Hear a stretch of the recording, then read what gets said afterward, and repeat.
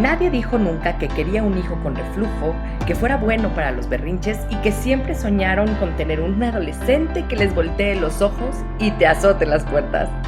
Todos incursionamos en esta aventura de ser padres diciendo, a mí no me va a pasar.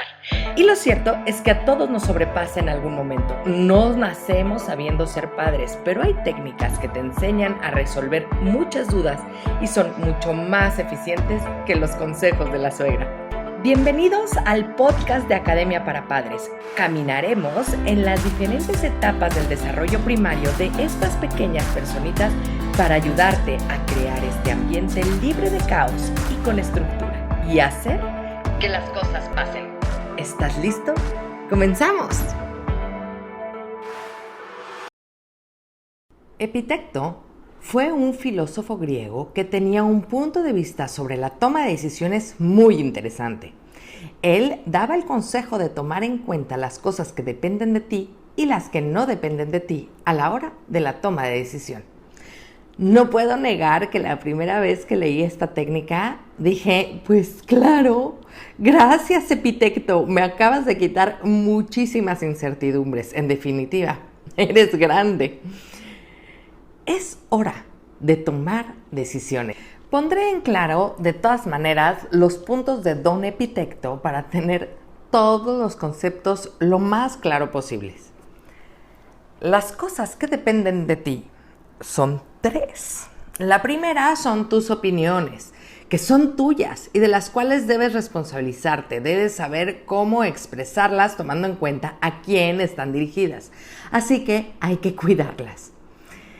La segunda es que tus aspiraciones, que son definidas desde tus circunstancias y contextos, tus experiencias y tus propias creencias, está, como ya lo he dicho antes, es importante que vengan de ti y que fomentes el desarrollo de esto, porque si dejas este punto en manos de los demás, pones en las manos externas tu propio futuro y seguramente te vas a llenar de frustración e insatisfacción en algún momento. El tercer punto es que debes tomar conciencia de tus propias limitaciones, ya sea de tus propias capacidades o del tiempo que te toma realizar las actividades que debes hacer para cumplirlas. ¿Verdad que suena súper lógico? Puede ser hasta intuitivo, ¿verdad? Pero ¿cómo nos cuesta trabajo decir que no? No sé ustedes, a mí me cuesta un montón. Veamos ahora las cosas que no dependen de ti, las opiniones de los demás.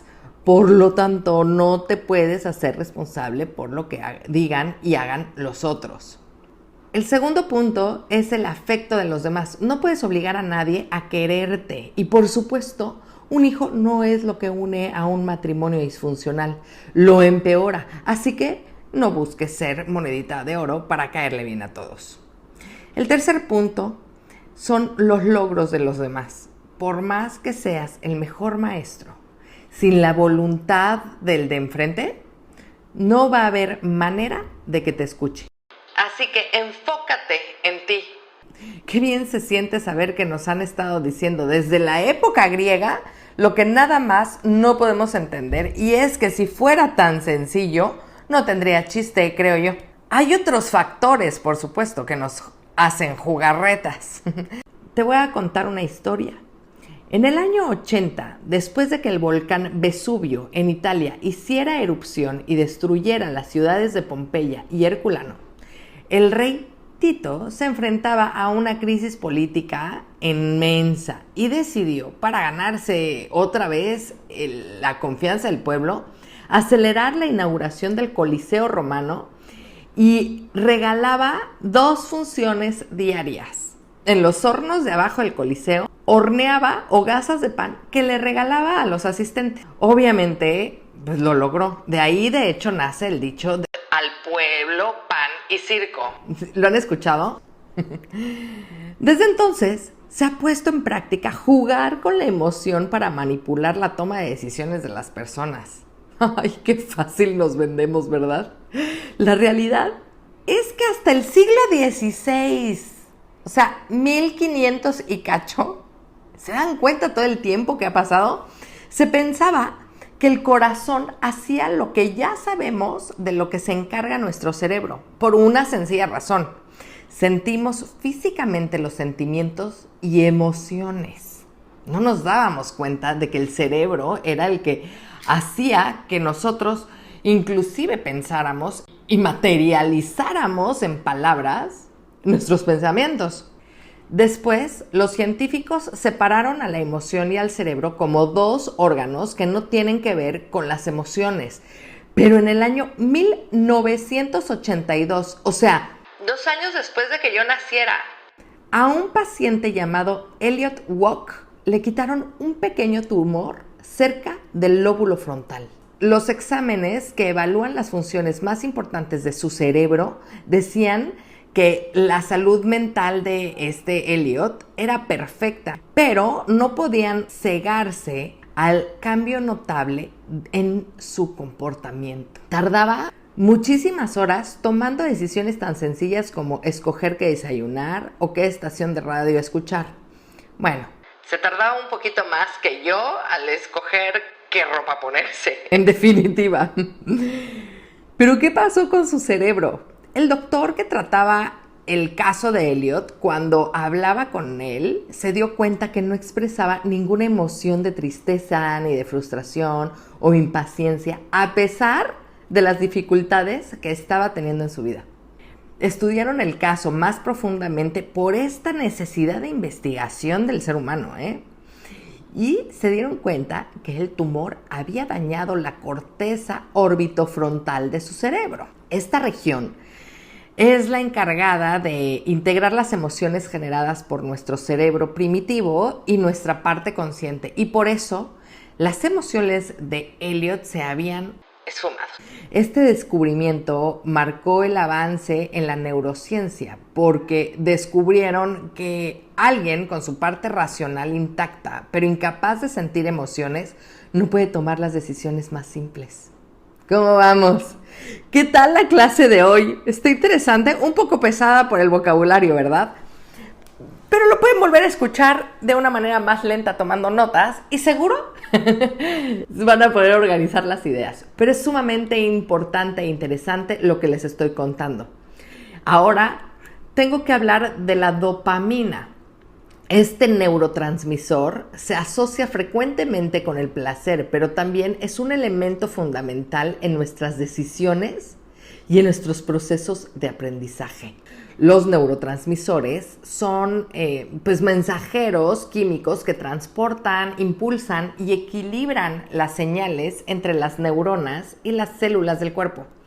En resumen, lo que nos hace sentir paz y felicidad es lo que segrega la dopamina. Aguas. Porque aquí les vuelvo a decir que para mí la felicidad es progreso y sentimos que progresamos, por ejemplo, al momento de adquirir cosas.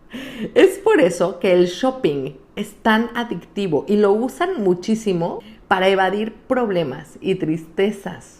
Es una manera muy cara de crear dopamina, pero muy efectiva. Ahora vamos a asociar esto con los padres ausentes que compensan esa falta de atención con los regalos que traen. Si además le sumamos un comportamiento aprendido que asocia el "si no me compras, no me quieres", les adelanto el desenlace de la historia. No hay cartera que aguante. Con otro ejemplo menos costoso, si estamos adquiriendo conocimientos en una nueva disciplina y nuestra respuesta a la actividad son las tomas de decisiones correctas, generamos más dopamina, reforzando la memorización de la respuesta correcta. Pero si cometemos errores y tomamos decisiones equivocadas, nuestro nivel de dopamina disminuye, dejando entrar sentimientos horribles, desagradables, de frustración, tristeza, enojo. Lo interesante aquí es que nuestro cerebro incorpora la experiencia de los errores cometidos con el fin de evitarlos. Esto significa que gracias a la dopamina podemos tener aprendizaje continuo y perfeccionar nuestro desempeño, por lo cual quiere decir que si practicamos lo suficiente, será posible adquirir un conocimiento muy amplio. Aquí es en donde nace el instinto. Por ejemplo, los jugadores de ajedrez pueden llegar a predecir las jugadas de su contrincante, pero un jugador de casino puede perder hasta su familia por una corazonada. El deporte ayuda un montón a la segregación de dopamina por muchísimas razones. El ejercicio, la práctica, la evolución y la mediación del progreso, el instinto deportivo, tácticas de jugadas. Es una chulada para ser feliz. Así que hay que poner atención y entender esta capacidad de análisis de la realidad para que no se imponga el pan y el circo que hace que no estés atento a lo que hay en el fondo. ¿Y todo esto de qué sirve para la toma de decisiones en la familia con tus hijos? Muy bien, me encanta responder a esta pregunta porque es la clave de todo. Emily, ¿qué tanto hay que hacerle caso a los hijos? Los adultos que están a cargo de los seres humanos en formación son responsables de cubrir sus necesidades porque los humanos nacen totalmente dependientes de otro humano. Quiere decir que solos se mueren. Así que cualquier humano a cargo de alguien más es responsable. De cubrir sus necesidades. Y tomen nota, porque no solo es la receta para los hijos, pero es la receta para cualquier persona a cargo de otra. 1. Las necesidades fisiológicas. Tener techo, comida y vestido. Eso prácticamente lo hacemos facilísimo. 2. Las necesidades cognitivas. El aprendizaje, el fomentar la curiosidad, la superación personal, la evolución propia. 3. La necesidad social. Somos seres sociales por nacimiento porque vivimos en una manada y por instinto de protección. O sea, no es porque nos encante o no nos encante, es porque nosotros necesitamos para sobrevivir. Es un foco rojo para poner atención cuando tenemos a un familiar o algún amigo o algún conocido que quiere aislarse, que se la pasa solo constantemente, pero solo es solo, ni siquiera con redes sociales. Ese es un foco rojo para poner atención, ¿ok? Bien, el punto número 4 son las necesidades afectivas y emocionales. Ya sé, somos responsables de eso también. Pues resulta que en 1945, ay caramba, estoy hablando hoy de varios descubrimientos muy nuevos, ¿verdad? Que no cumplen ni 100 años. O sea, wow. Pues un psiquiatra llamado René Spitz hizo un experimento con niños y descubrió que se crean alteraciones físicas y psíquicas en los niños como consecuencia de un internamiento prolongado en instituciones sanitarias u hospicios, sobre todo cuando son privados de la afectividad de sus mamás. Este estudio del desarrollo psicoafectivo lo hizo con 100 chiquitines que vivían en un orfanato cercano a Nueva York durante la Segunda Guerra Mundial.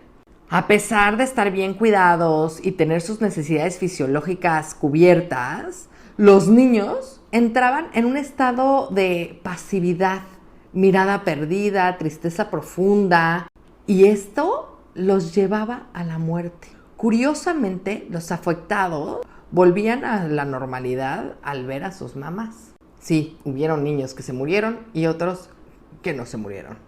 Con esto se comprobó que se necesita un cuidador que se ocupe de cubrir las necesidades de un humano a lo largo de su vida. Sí, por eso nos casamos y nos prometemos amor eterno, o mejor dicho, cuidados eternos hasta que la muerte nos separe. El saber que no estamos solos o que no necesitamos atravesar por las distintas dificultades solos nos hace más fuertes al momento de tomar decisiones. ¿Se acuerdan del capítulo anterior en donde toco el tema de las expectativas mínimas a cumplir? Pues aquí están de nuevo ordenadas y desmenuzadas. Los humanos necesitan disponibilidad, accesibilidad, sintonía y responsabilidad. Ser responsivo a las necesidades del otro. Y aquí es cuando la toma de decisiones se vuelve tan compleja porque actuamos con el corazón o con el hígado o con el estómago y muchas veces nos hace falta el cerebro. Debemos dejarlos desenvolverse, desarrollarse, equivocarse y verlos desde las gradas, a veces caerse, verlos llorar y no pasarla bien, siempre desde un lugar seguro y contenido dentro de estas líneas claras de las que he hablado, porque debemos ayudarles a ser felices, a segregar dopamina con su propia evolución.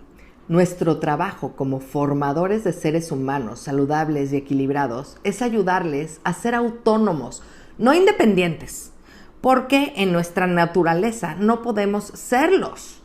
Necesitamos de la conexión con los otros para sobrevivir. ¿Se acuerdan de esto? Que vivimos en manadas.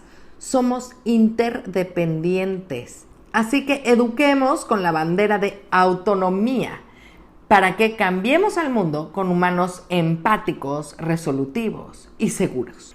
Comencemos a hablar de los buenos tratos y dejemos los malos tratos. Se trata de hacerte cargo de ti mismo para enseñarle a los otros a hacerse cargo de ellos. Los humanos nacemos dependientes y es nuestro trabajo ayudarles a evolucionar y pasar de esa dependencia a la autonomía. ¿Y cómo lo logramos? En 3 pasos que por supuesto no son fáciles porque hay que tomar decisiones. El primero es que como adultos debemos ser capaces de autorregularnos emocionalmente. Debemos aceptar el sentimiento de las emociones, saber expresarlas, identificarlas, para entonces lograr regularlas. El segundo es que ya sabiendo cómo se regula uno, ahora sí podemos enseñarle a los más pequeños a autorregularse. Es que saben que me da mucha risa porque se dice fácil. Y queda ajustar los últimos detalles viendo cómo ponen en práctica lo aprendido durante la adolescencia y terminar nuestro trabajo. Ahí, en esa parte, en la adolescencia, es cuando ponen en práctica todo lo que nosotros les enseñamos de autorregulación. Y tenemos ahí que ver cómo sufren inclusive, cómo les rompen el corazón en primera vez, cómo se pelean con sus amigas y todo. Pero es un aprendizaje que deben sí o sí tener. Y lo único que podemos hacer nosotros es darles un consejo, no meternos. Les voy a contar otra cosa que pasa fisiológicamente para entender por qué vamos de poquito en poquito y por qué hay que tener muchísima paciencia en esta etapa. O sea, estoy hablando de la etapa de los 0 a los 21 años, Físicamente, el cerebro se desarrolla en 3 direcciones durante este periodo de dependencia, o sea, de los 0 a los 21 años, más o menos. Hay quienes se tardan un poquito más. La primera es de atrás para adelante. Son los sentidos que maduran y debemos por eso estimular el oído, la visión, el tacto. Hay que tener cuidado con el gusto y por eso del azúcar y este tipo de sabores adictivos sobre todo. Y el olfato que va junto con pegado. La segunda es de la parte baja hacia la parte alta. Y el tercero, fíjense bien, de derecha a izquierda. Quiere decir que primero madura el hemisferio derecho, el creativo, el de las historias e invenciones, y después la parte racional del cerebro. Hablaré, por supuesto, de los hemisferiales derechos o creativos y del TDA en otro episodio, porque hay que profundizar el tema. Pero ¿cuántos niños son mal diagnosticados por este hecho natural de madurez? En fin, la receta secreta es tomar decisiones para saber cómo actuar, cómo accionar en vez de reaccionar. Definir qué queremos para nuestros hijos, cuál es nuestra misión y visión familiar para trazar esas líneas claras de las que les he hablado y hablaré constantemente. Los ingredientes para la receta son conciencia y conocimiento para actuar acorde al desarrollo natural del ser humano en formación, atención, tiempo y cariño. En conclusión, ser padres 24/7. Muchas gracias por comenzar con tu camino al cambio. No dejes de compartir este canal para ayudar a los demás en su educación parental y su sanación propia. Me puedes encontrar en Facebook, Instagram y YouTube como emilyc.daumas y Academia para Padres. Únete a la comunidad para estar más cerca y poder complementar tu camino al orden y la estructura. ¡Hasta la próxima!